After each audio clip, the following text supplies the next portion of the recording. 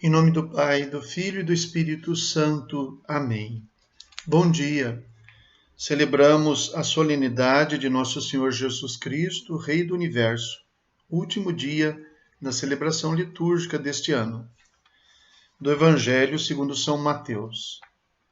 Naquele tempo, disse Jesus a seus discípulos: Quando o Filho do Homem vier em sua glória, acompanhado de todos os anjos, então se assentará em seu trono glorioso.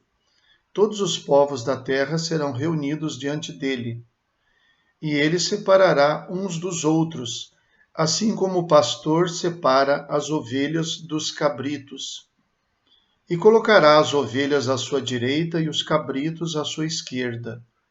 Então o rei dirá aos que estiverem à sua direita: Vinde, benditos de meu Pai, recebei como herança o reino que meu Pai vos preparou desde a criação do mundo. Pois eu estava com fome e me destes de comer. Eu estava com sede e me destes de beber. Eu era estrangeiro e me recebestes em casa. Eu estava nu e me vestistes. Eu estava doente e cuidastes de mim. Eu estava na prisão e fostes me visitar. Então os justos lhe perguntarão: Senhor, quando foi que te vimos com fome e te demos de comer, com sede e te demos de beber? Quando foi que te vimos como estrangeiro e te recebemos em casa, e sem roupa e te vestimos? Quando foi que te vimos doente ou preso e fomos te visitar? Então o rei lhes responderá: Em verdade eu vos digo que todas as vezes que fizestes isso a um dos menores de meus irmãos, foi a mim que o fizestes. Depois o rei dirá aos que estiverem à sua esquerda: Afastai-vos de mim, malditos, ide para o fogo eterno, preparado para o diabo e para os seus anjos. Pois eu estava com fome e não me destes de comer. Eu estava com sede e não me destes de beber. Eu era estrangeiro e não me recebestes em casa. Eu estava nu e não me vestistes. Eu estava doente na prisão e não fostes me visitar. E responderão também eles: Senhor, quando foi que te vimos com fome ou com sede, como estrangeiro ou nu, doente ou preso, e não te servimos? Então o rei lhes responderá: Em verdade eu vos digo, todas as vezes que não fizestes isso a um desses pequeninos, foi a mim que não o fizestes. Portanto, estes irão para o castigo eterno, enquanto os justos irão para a vida eterna. Palavra da salvação. Glória a vós, Senhor.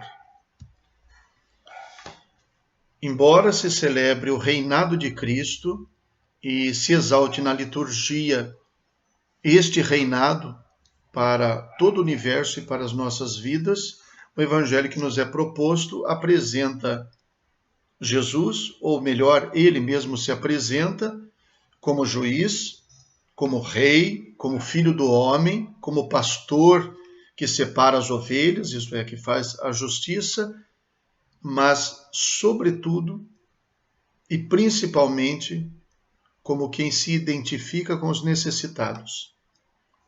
Então, este rei, a palavra rei aqui aparece pelo menos 3 vezes.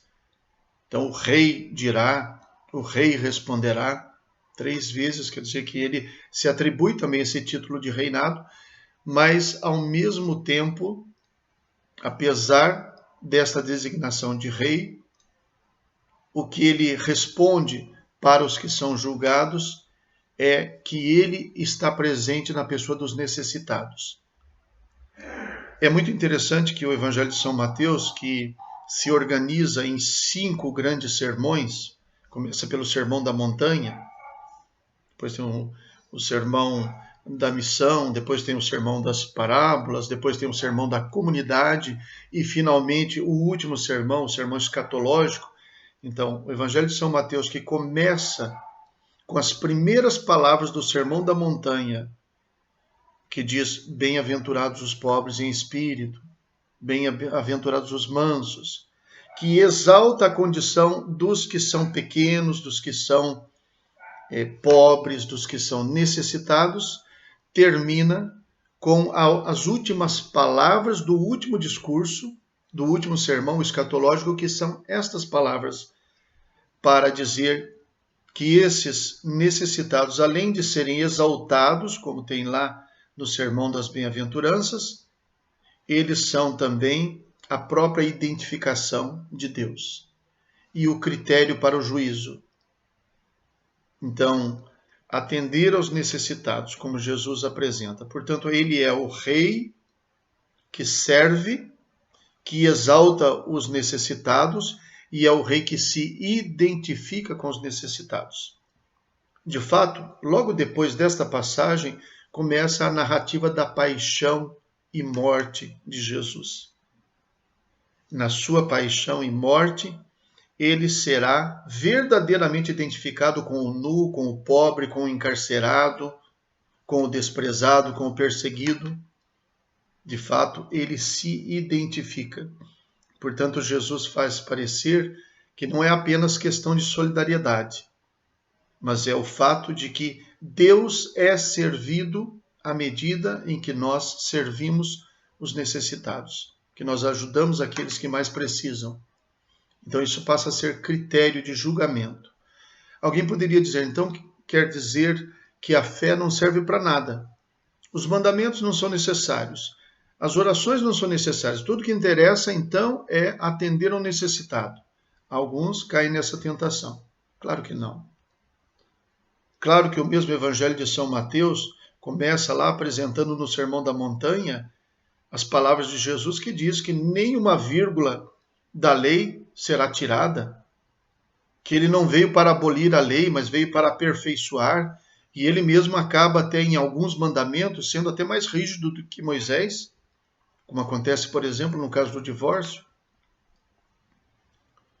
É o mesmo São Mateus que tem o sermão sobre a comunidade, que usa a palavra igreja, que descreve a igreja como sendo também a identificação do próprio Cristo, onde 2 ou mais estiverem reunidos em meu nome, eu estou ali. Mas então o que significa esse julgamento com esse critério que parece ser puramente assistencial? Significa que todos os homens estão incluídos no julgamento de Deus. Para os religiosos, existem compromissos religiosos. Para os que conhecem a fé, que conhecem a doutrina, tudo faz parte. Mas para aqueles que não chegaram a ter o conhecimento da fé, que não sabem a doutrina, que não conhecem os mandamentos, mesmo estes estão obrigados, diante de Deus, à solidariedade. Quer dizer que esse julgamento aqui vale para todos os homens, até para quem não é religioso. Porque mesmo quem não tem religião, pode e deve também ser humano, exercer atos de piedade, de solidariedade, ser sensível ao outro ser humano, porque o que dói na pele dele dói na minha também. Isso é o mínimo de uma dimensão ética do ser humano. Mas isso não significa que Deus não se agrade das práticas religiosas. Mas também significa que para os religiosos a expressão maior da sua fé é a caridade. Eles creem com o coração, aprendem, ouvem com os ouvidos, assimilam com a mente, mas põem em prática. É uma fé operosa, operante. Não é uma fé de ideias apenas. Então Cristo se sente glorificado a partir do momento em que nós, que atendemos as pessoas com as quais ele se identifica, também nos identificamos com ele como o bom pastor, como aquele que veio para servir também. Naturalmente não é uma tarefa fácil, mas será tanto mais difícil quanto nós não nos dermos conta disso. Por isso a palavra de Deus vem nos recordar. Este é o Rei Pastor. Ele é o juiz que é também um médico. Ele é o governante que também é o servidor. Ele é o Deus que também é filho do homem, que também se igualou a nós para assim nos resgatar e para que nós pudéssemos, a seu exemplo também, darmos glória a ele através também da nossa atenção, da nossa caridade, do nosso socorro aos necessitados. Rezemos. Deus eterno e todo-poderoso, que dispusestes restaurar todas as coisas no vosso amado Filho, Rei do Universo, fazei que todas as criaturas, libertas da escravidão e servindo a vossa majestade, vos glorifiquem eternamente. Por nosso Senhor Jesus Cristo, vosso Filho, na unidade do Espírito Santo. Amém. O Senhor esteja convosco, Ele está no meio de nós.